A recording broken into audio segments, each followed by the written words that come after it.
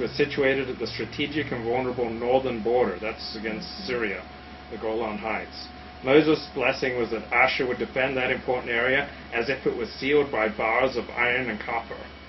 Wow, so we're talking, the Torah does not condone illegal immigration. The only thing it doesn't say is Ha'am im Hagolan, but it's very. Yeah, the Torah, the plain reading, is very serious about protecting those borders from impurities, keeping out people who don't know what's up, and protecting the homeland. So yeah, I mean. I want to do what's the German national anthem? Isn't it something about the homeland?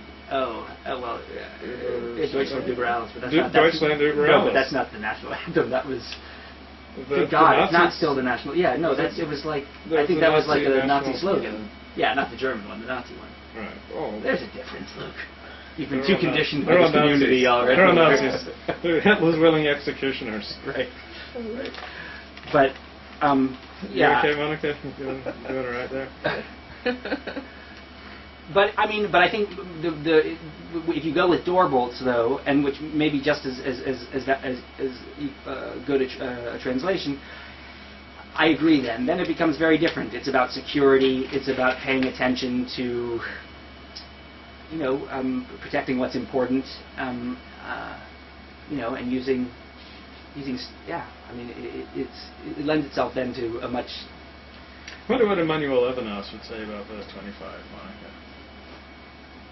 Like this very pro-strong border sentiment, I wonder. I think he would support it. Really? Yeah. I think in one of the 9 Talmudic readings, it's not the temptation of temptation, it's Torah as promised land or permitted land. He gets into it in that reading of, and I forget the Talmudic reading that he's explicating.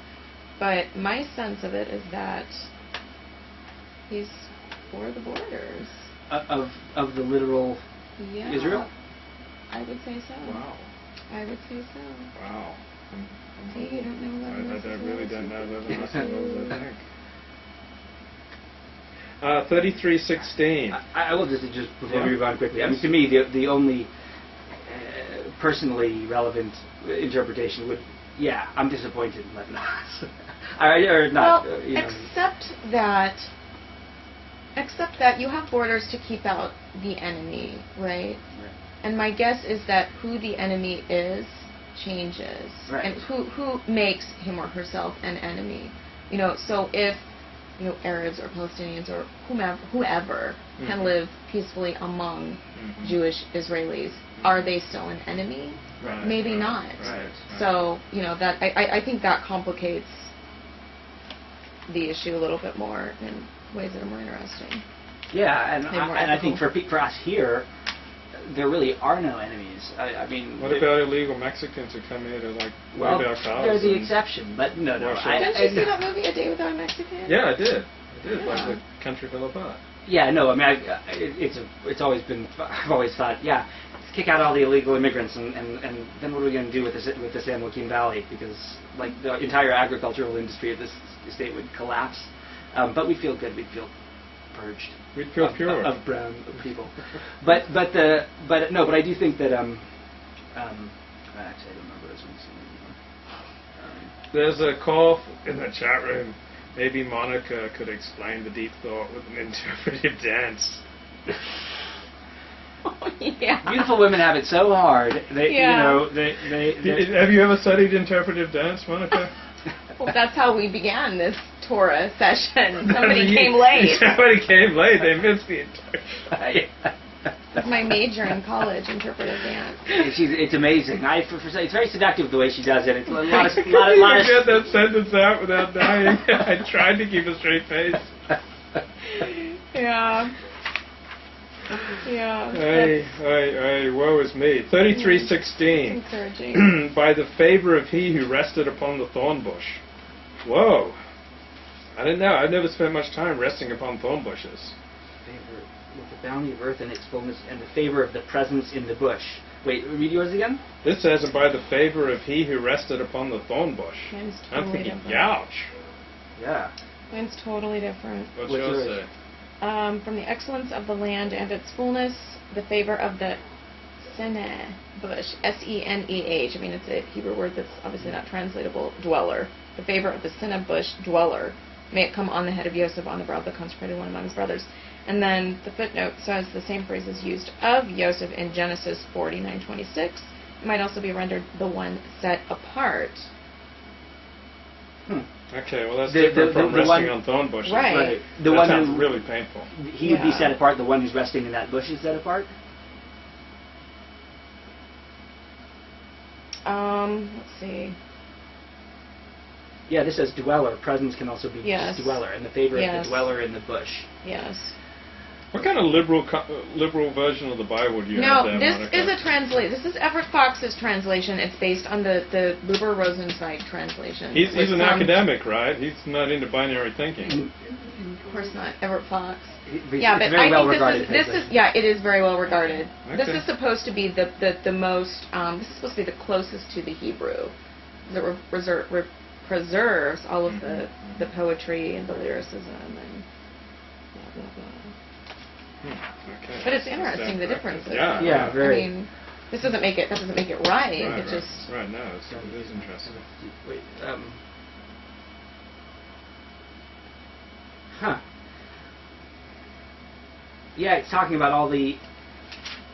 This is among all the blessings of Joseph, and it's the favor of the dweller in the bush. Yeah, it sounds like, along with all his bounties, he's going to be safe. Because that sounds threatening to me. The dweller in the bush sounds potentially like someone who's dangerous. I don't know if that's how was written. But. Did you have something, Monica? No, I was thinking about there's that story in the Talmud about the thorny hedge. I don't remember the point though, and I wish I did. Okay. Never mind. But thank you for that. Yeah. Chapter 3, verse 1, in the commentary in the Art Scroll, it says, God bless the people that their leaders should always be men of God, that they not only be wise, strong, and principled, but they be saintly and kindly. Certainly, the modern state of Israel's leaders have not been men of God. In fact, they've been resolutely, almost all have been almost resolutely atheists. I'll tell you what, if my country was under attack, like the modern state of Israel has been under attack for the last 50, 60 years, I wouldn't really be caring that much about the theology of my leaders, worrying if they were men of God. I just want men of sword. Right. Well, but I mean, there's different kinds of leaders. Certainly, you want the military leaders to be men of war, but they don't make. In the U.S., I mean, military leaders have not tended to make great political leaders. I mean, Ulysses S. Grant and Eisenhower are both not all that highly regarded. In Israel, maybe. But in Israel, they've almost all been. Well, they've all been military. Yeah, because that's the number one problem. Right. But you don't want. I mean, I'm into the civilian control of the military thing. I mean, you want the military men because they can fight. But do you want them making strategic decisions about war and peace? I don't know. But, I mean, yeah. I've got a point that I think Monica will like with her heretical thinking. Chapter 34, verse 11. And it says, verse 10. Never again has there arisen in Israel a prophet like Moses.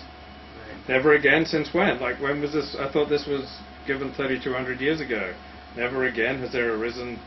Like, that doesn't make sense. If this was given 3,200 years ago, why is it saying never again? It sounds like this was written hundreds of years later. How would they know? I mean, it doesn't make any sense. Right, it's written after the fact. It's written after the fact, right? That's what it seems. Not that I don't believe that, but that's just my... From a literary perspective. Yeah. Well, it's also, I mean, I think the Torah is presumptuous about pretending to know the future. I think that's... It's prophetic, yeah. I mean, they're... Right, okay, this could be an instance of the prophetic. Yeah. Right. Yeah. The divine you want to wisdom. argue against this being a later edition. Right. Well, even if it is a later edition, it's still prophetic. I mean, because they're never again. Well, it's hard to talk about never again because that encompasses a lot of future.